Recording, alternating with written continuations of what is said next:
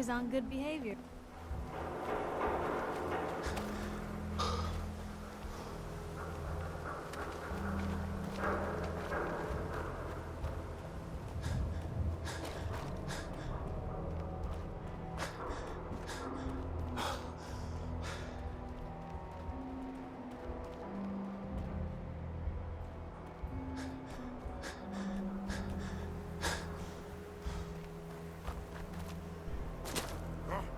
What's that?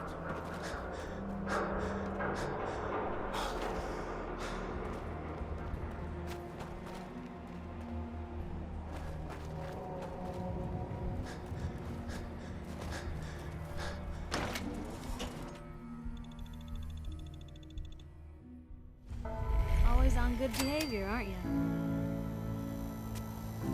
Hey, hold up there.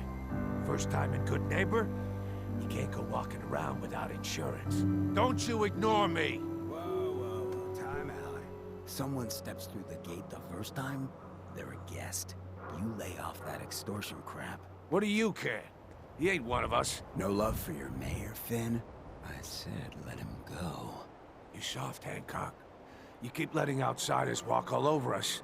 One day, there'll be a new mayor. Come on, man. This is me we're talking about. Let me tell you something.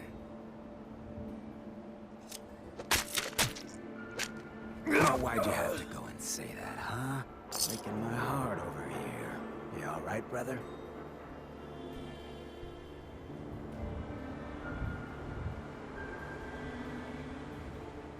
You killed him. Got a good pair of eyes on ya. I think you'll fit in here. Good neighbors of the people, for the people. You feel me? Everyone's welcome. Good neighbor? That what you call this place? That's right. We cobbled this little neighborhood together out of the freaks and misfits that just wouldn't be accepted anywhere else. You'll see. You make enough friends here, you'll call this place home soon enough. So long as you remember who's in charge.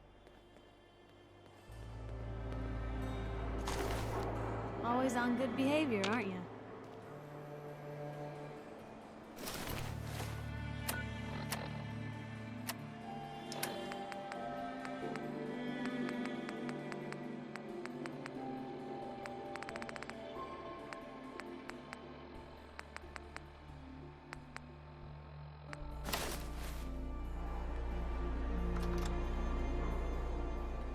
I try to be. Seems like you're doing better than trying. I appreciate it. Too few folks can be bothered. Of course, in my experience, if you want to do real good, playing nice only gets you so far. I mean, look at Diamond City. A place I've been trying to warn of real danger. But every issue I publish, all I hear is, "Oh, Piper, why don't you ever publish anything happy? Piper, why can't you write something nice for a change?" It's enough to make me want to hang up my hat some days.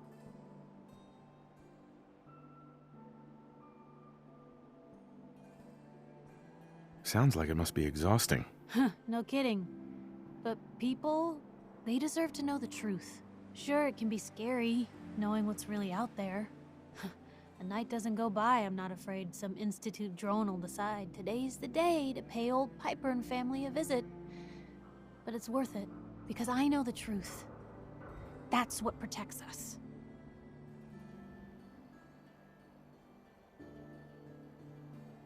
Absolutely. Couldn't agree more. How can you protect you and yours if you don't know what you're facing? Exactly. Most folks, though, they'd prefer a comforting lie. Not me. I've seen firsthand what the truth can do. My sister and I, we grew up way out in the Commonwealth. Tiny little settlement. Our dad, he was part of the local militia. Keeping the raiders off our backs and the mirelurks out of our latrines, as he'd describe it. Well, one day, our dad turns up dead. His captain, asshole named Mayburn, claims raiders must have gotten him on watch. Well, I didn't buy it. I start making inquiries. Turns out, the captain, he'd sold out. Thought he wasn't getting paid enough to babysit the town. He was gonna leave the gates open one night. Let a group of raiders sack the place and take a cut of the profits. My dad found out and was gonna turn Mayburn in, but Mayburn got to him first. and I wasn't about to let that bastard get away with murder. I tried talking to the mayor, but he wouldn't listen. So, I papered the entire town in posters. Wanted for gross dereliction of duty, Captain Mayburn. The mayor sure wanted to talk after that. The town threw Mayburn out on his ass and were dug in when a very surprised group of raiders finally showed. What happened after that? We made do. Sis was still pretty young at the time, and Mom was out of the picture. So we got by on the kindness of others for a while. Eventually, I saved up enough to book us both passage with a caravan, and then we moved on up to the big city. Called it home ever since.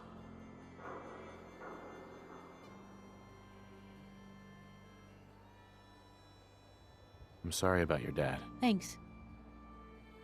It was hard after he was gone, but knowing that he died doing right, that's always made it easier. But hey, I'm sorry if I've been rambling. I just get fired up sometimes. It's just nice to talk to someone who actually seems to get it, you know? So, should we head out?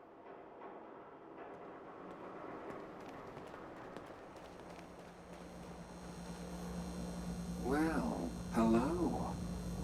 Everything here is guaranteed to injure, maim, or kill at your discretion. Except me. I only kill when I want to. What are you? I'm a woman, baby. Can't you tell?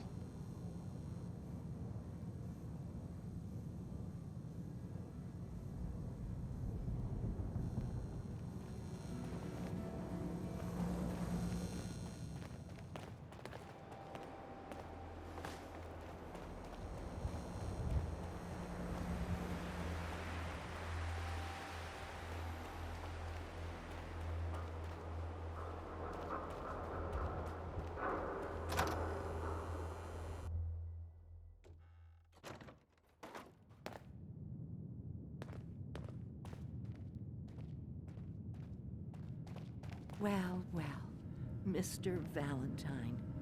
I thought you had forgotten about little old me. May have walked out of the den, Irma, but I'd never walk out on you. Amari's downstairs, you big flirt. Hey, Valentine.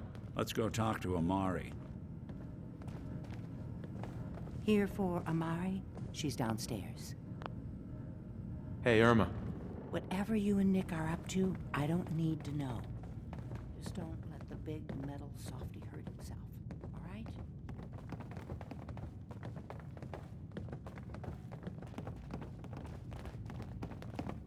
Dr. Amari?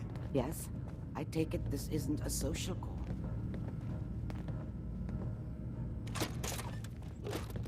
We need your help, Doctor. I need the memories from a man named Kellogg. But he's dead. I know it's asking for a miracle, Amari, but you've pulled off the impossible before. Are you two mad? Putting aside the fact that you're asking me to defile a corpse, you don't realize that the memory simulators require intact, living brains to function. Isn't there some way to make this work? This dead brain had inside knowledge of the Institute, Amari. The biggest scientific secret of the Commonwealth. You need this, and so do we. Fine. I'll take a look. But no guarantees. Do you have it with you? How much of the brain do you need exactly? That is not an encouraging question. I suppose I'll have to make do with whatever you can find. Could you say that like Dr. Frankenstein? Igor, fetch me the brain. No? No, I will not. Now, do you have it? Here's what I could find. What's this? This isn't a brain. This is... Wait, that's the hippocampus. And this thing attached to it? A neural interface? Those circuits look awfully familiar. I'm not surprised. From what I've seen, all Institute technology has a similar architecture.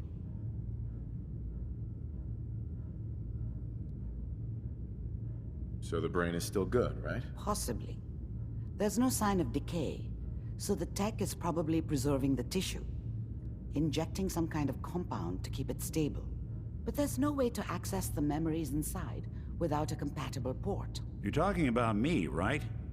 I'm an old synth. If the Institute built me out of similar parts, we might have an in. There could be long-term side effects. I don't know where to even begin with listing the risks. Don't bother. I don't need to hear them. Plug me in, Doc. You really think this'll work, Nick? No idea. But we got a missing kid on the line. That's worth the risk. Whenever you're ready, Mr. Valentine, just sit down. If I start cackling like an old grizzled mercenary, pull me out, okay? Let's see here. I need you to keep talking to me, Mr. Valentine. Any slight change in your cognitive functions could be dire. Are you feeling any different? There's a lot of flashes. Static. I can't make sense of any of it, Doc. That's what I was afraid of. The mnemonic impressions are encoded. It appears the Institute has one last failsafe. There's a lock on the memories in the implant. Is Nick gonna be okay? Yes, the connections appear to be stable. Hopefully, it'll be as simple as unplugging the implant once we're done. But that doesn't get around the current problem. The memory encryption is too strong for a single mind. But what if we use two? We load both you and Mr. Valentine into the memory loungers. Run your cognitive functions in parallel. He'll act as a host, while your consciousness drives through whatever memories we can find. Nick and I are gonna share a mind? Yeah, I'm not gonna see him in any compromising positions, am I? If a smart mouth was all it took to solve problems, we would have found your son by now. No. You won't have to worry about that. The only memories you'll access are the ones in the implant. Any idea what I'm gonna see in there? I have no clue. But considering we only have a single piece of the medial temporal lobe and not the whole brain, I doubt it'll be cohesive. All right, let's get started. Just sit down over there and keep your fingers crossed. See you on the other side.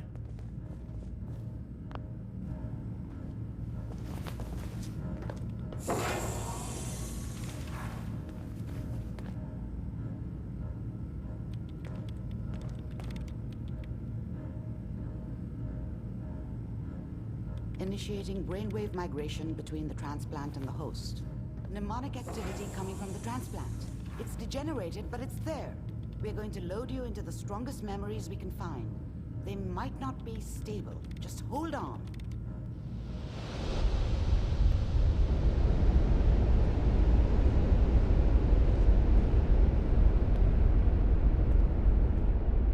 Can you hear me? Ah, good. The simulation appears to be working, although the memories are quite fragmentary. I'll try to step you through the intact memories and hope we find one that gives us some clue to the Institute's location.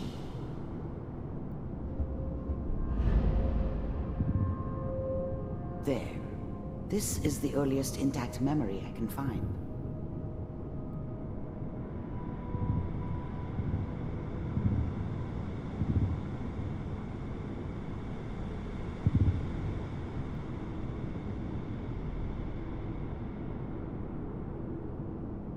Remember, you are experiencing these memories as Kellogg. This may prove disorienting at first.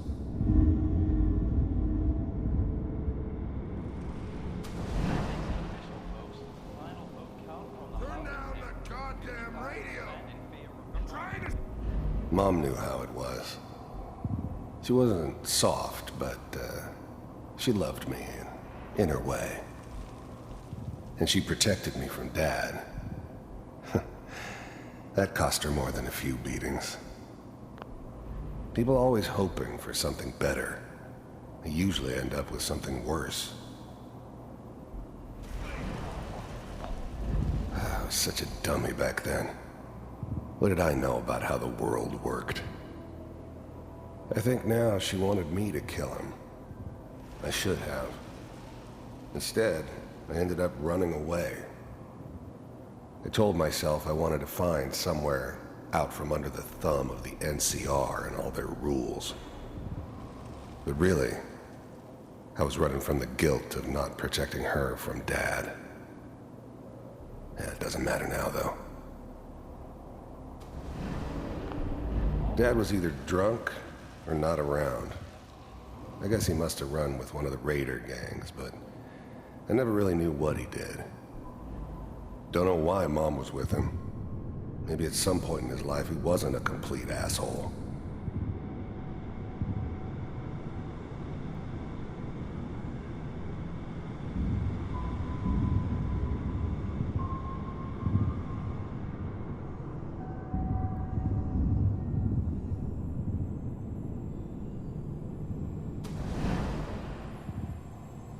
This doesn't seem to be what we're looking for.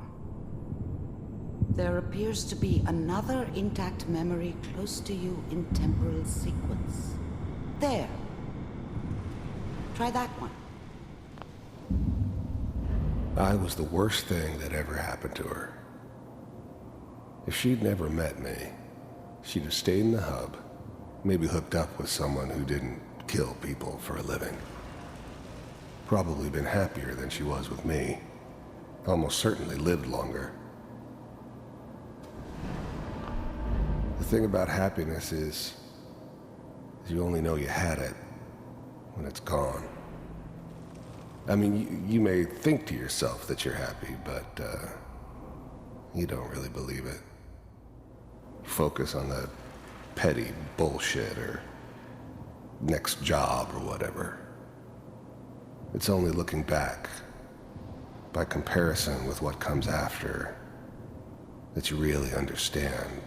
That's what happiness felt like. Whatever made me think that a guy like me should have a daughter?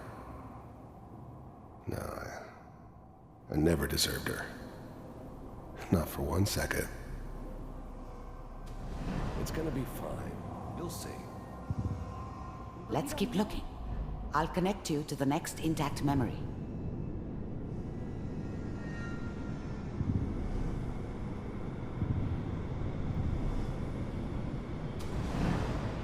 How did you think this was gonna end, Kellogg? You thought you could just fuck with us, and we wouldn't fuck with you? Just so you know, another memory to try. They I'll died connect you. like dogs. And you weren't there to help them.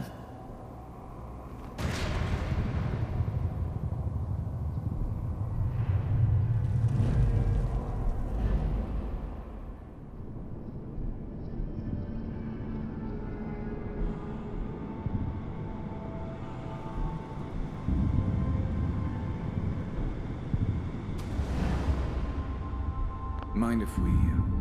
There's always someone who wanted someone else dead. Sometimes just roughed up, but dead was usually what they wanted. Sometimes they thought they could cheat me. That was usually only when I first arrived somewhere. Didn't matter to me. They just took it as part of the job. A little extra thrown in for free. I always got paid in the end.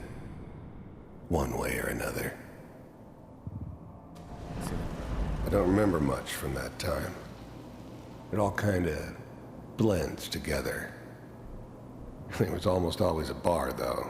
That's universal. There was always a job for someone like me. Well, we Didn't seem to matter be what getting it closer. was. Try this next Didn't one. matter who I was supposed to kill. I got pretty good at it. Mr. Kellogg, I'm glad you decided to meet with me. So, you're with the Institute. I wanted to see for myself if you really existed. We do, as you can see. What do you want? It's come to my attention that you've been rather disruptive of our operations lately. This must stop. I do what people pay me to do. If that's a problem for you, I could see only one way out. And what's that, Mr. Kellogg? If I'm working for you, there's no more problem. From what I hear, you can afford me. I don't think you fully understand the situation you're in. I think I do. Very well. B-748, initiate.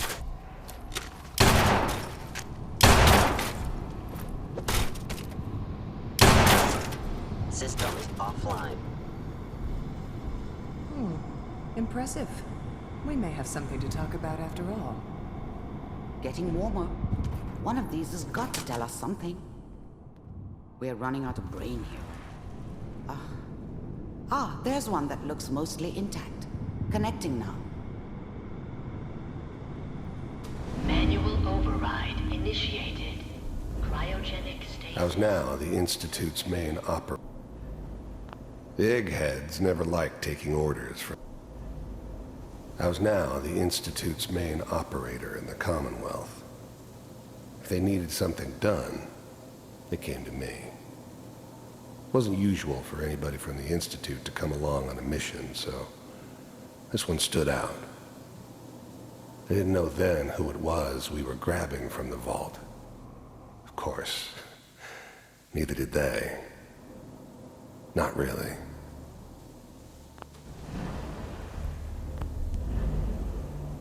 The eggheads never liked taking orders from a dirty, contaminated... I'm glad I didn't have to kill the kid. I never knew why we didn't just refreeze the rest of them. But we had our orders. I guess the old man didn't want so many loose ends. Too bad he left alive the one person he shouldn't have. All computers are still working. That's good. Checking through. Even then, I knew it was a mistake leaving him alive. I understood that kind of revenge. No one better. But I was cocky enough to assume I could handle some soft, pre-war vault dweller, even if he somehow got thawed out. At least I know those Institute bastards will soon get what's coming to them, too. I found another. If he could take me out, they won't be able to hide from him for long.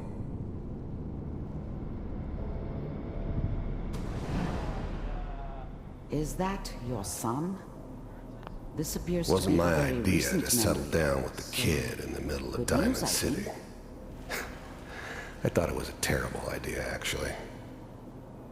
But it was one of the old man's pet projects, so here we were. Me and the kid. Like a happy little family. I ended up kind of liking it. A reminder of what my life might have been if things had turned out differently. But there's no going back. I knew it was just temporary. It'd be back to normal business before too long. This whole setup in Diamond City was part of some elaborate plan of the old man's. Seems obvious now that we were bait for our friend from the vault. Timing couldn't have been an accident. It's not how the old man works. I wonder if he outsmarted me in the end. Another loose end tied up.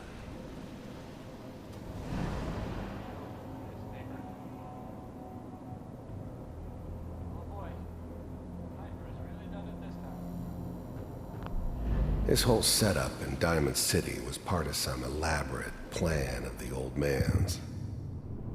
Seems obvious now that we were bait for our friend from the vault. Timing couldn't have been an accident. It's not how the old man works. I wonder if he outsmarted me in the end. Another loose end tied up.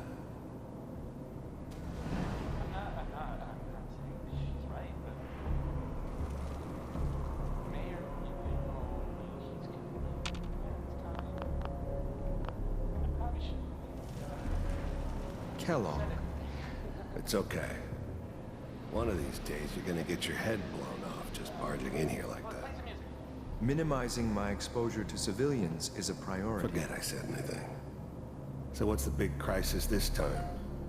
New orders for you. One of our scientists has left the Institute. Left? As in? He's gone rogue. Name's Dr. Brian Virgil.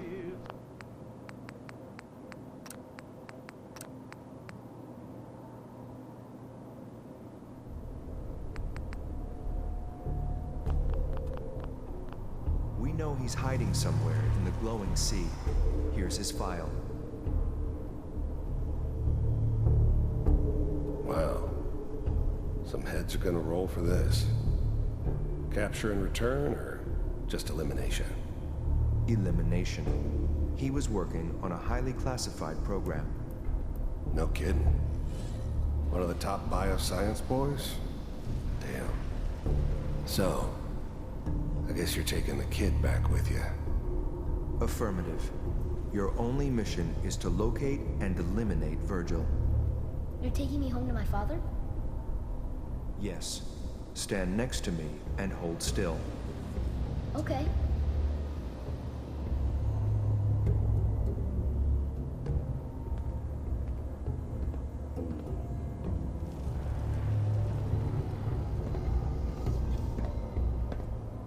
X688. Ready to relay with Sean.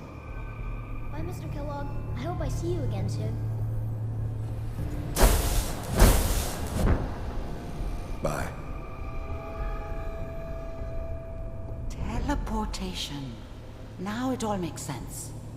Nobody's found the entrance to the Institute because there is no entrance. Let me pull you out of there as soon as you're ready.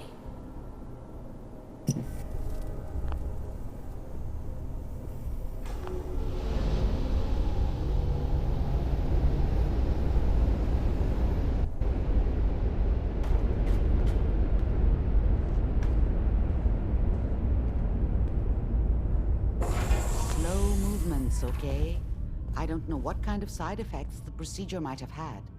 No one's ever done this before. How do you feel?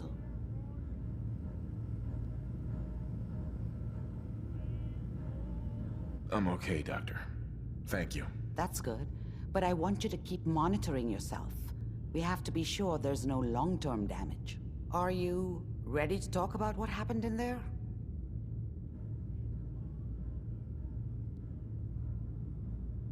I saw Kellogg's life. The man who ruined my family. The man I killed. That's right. He was a human being just like the rest of us, and he had reasons for being what he was, however cruel. How does that make you feel?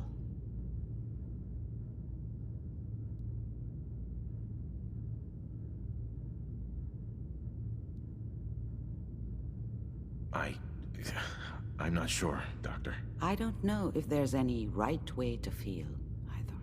We're getting off track. The important thing is that we discovered the Institute's greatest secret, teleportation. The only question is, what do we do now?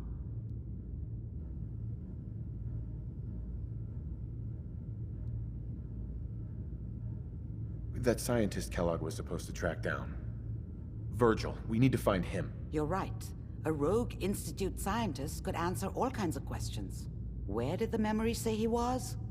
The glowing sea? That doesn't make sense. No one goes there. Not even if they were desperate. Why?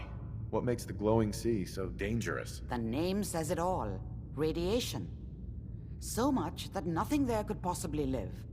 Nothing pleasant.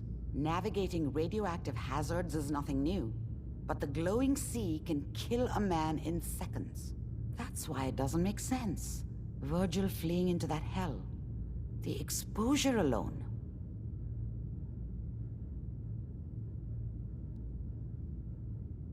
That's why he's there. To make the Institute think twice about following him. That must be it. He's using the radiation in the glowing sea like a shield or a cloak. A way to throw them off and be at an advantage.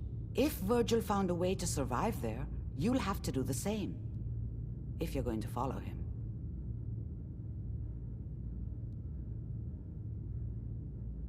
Oh no, I'm not going there. That's crazy. And plunging into a dead man's memory wasn't crazy? You've already done the impossible. Who's to say God won't let you do it again? Look, think it over if you have to, but it's the only path I can offer. Through the glowing sea to Virgil. By the way, I unplugged Mr. Valentine first. Removed the implant while you were waking up. He's waiting for you upstairs.